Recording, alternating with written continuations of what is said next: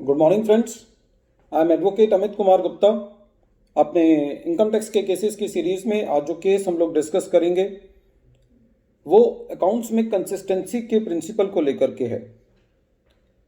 Consistency का principal जब हम अपने प्रोफेशनल लाइफ में अकाउंटिंग स्टैंडर्ड्स पढ़ते थे या अकाउंट्स पढ़ते थे तो उसका एक जनरल सिद्धांत ये है कि एसएससी को अकाउंटिंग पॉलिसी को कंसिस्टेंटली फॉलो करना चाहिए। लेकिन यदि एसएससी की कोई जेन्युइन नीड है अपनी अकाउंटिंग पॉलिसीज को चेंज करने की तो एसएससी अपनी अकाउंटिंग पॉलिसीज को चेंज कर सकता है, चाहे उससे रेवेन्यू को कोई टैक्स का नुकसान भी हो रहा हो। यदि जेन्युइन एसएससी को ऐसा लगता है कि कोई अकाउंटिंग पॉलिसीज में चेंज होने की ज़रूरत है तो एसएससी जो है वो कर सकता है। ये चीज़ डिपार्टमेंट पे भी लागू होती है कि यदि कोई एसएससी का कोई टैक्स ट्रीटमेंट पिछले सालों में कंसिस्टेंटली डिपार्टमेंट एक्सेप्ट कर रहा है तो डिपार्टमेंट बिना किसी रीजंस के आगे आने वाले सालों में उस कंसिस्टेंसी के प्रिंसिपल को ब्रेक करके एसएससी के ऊपर टैक्स नहीं लगा सकता। ये जनरल रूल है। ऐसा ही मैटर जो है इस केस में डिसाइड हुआ। केस का नाम है Paramount communications limited versus deputy commissioner of income tax.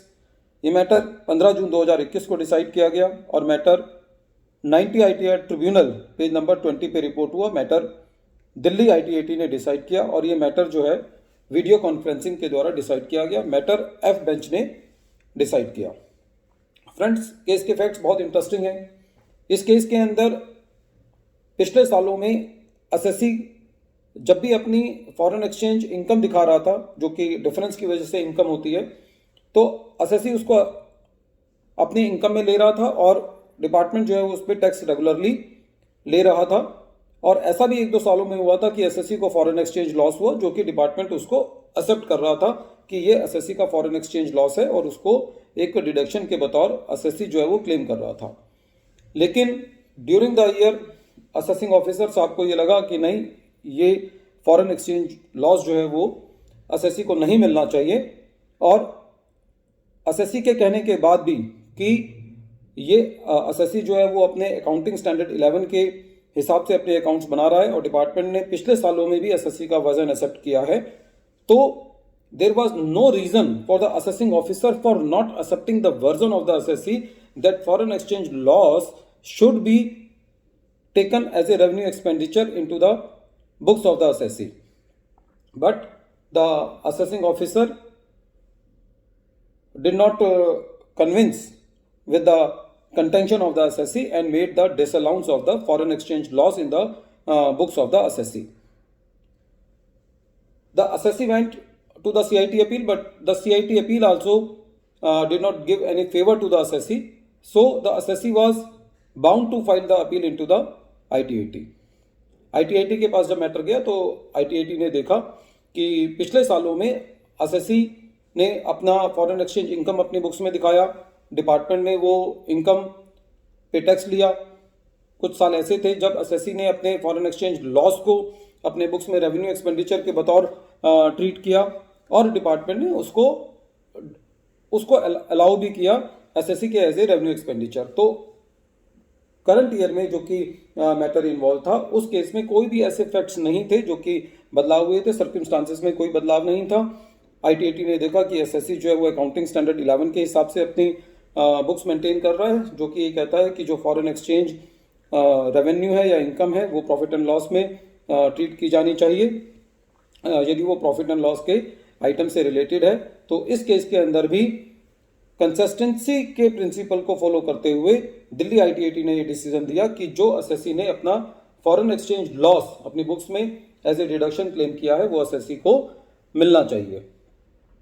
इसके अलावा एक छोटा सा और इशू इस केस में था कि एसएससी को कोई exempt income, dividend income receive नहीं हुई थी। लेकिन हम देखते हैं कि डिपार्टमेंट जो है वो सेक्शन 14 रूल 8D की जहाँ पे भी उसको इन्वेस्टमेंट मिल जाती है बुक्स में, चाहे एसएससी को एग्जम्प्ट इनकम मिली हो या नहीं मिली हो, डिविडेंड रिसीव हुआ हो या नहीं हुआ हो, वो लोग उसका एज ए रिचुअल जो है वो एडिशन करते हैं। तो इस केस में ITAT ने एसएससी का इस पॉइंट पे भी एसएससी के फेवर में डिसीजन दिया और ये कहा कि क्योंकि एसएससी को कोई डिविडेंड जो है वो रिसीव नहीं हुआ, इसीलिए एसएससी के ऊपर सेक्शन 14 रूल 8D के अंदर भी डिसअलाउंस नहीं किया जा सकता। तो जो भी 2 एसएससी के मैटर थे, उन दोनों मैटर्स पर ITAT ने एसएससी को रिलीव दिया।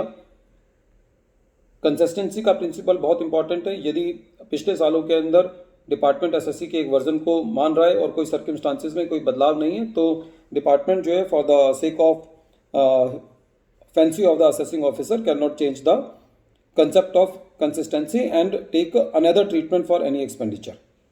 And the second issue is that when the exempt income is not received, the addition cannot be made under section 14A rule 8D. Once again, I am repeating the name of the case. The name of the case is Paramount Communications Limited versus Deputy Commissioner of Income Tax, and this case has been reported in 90 ITR Tribunal, page number 20. Friends, if you like my channel and if you are getting any benefit out of these videos, then you can subscribe my channel and press the bell icon so that you may receive future notifications of my coming videos. And I also request you to please give your suggestions for my videos so that I can improve on this part also. Thank you, friends. Thank you.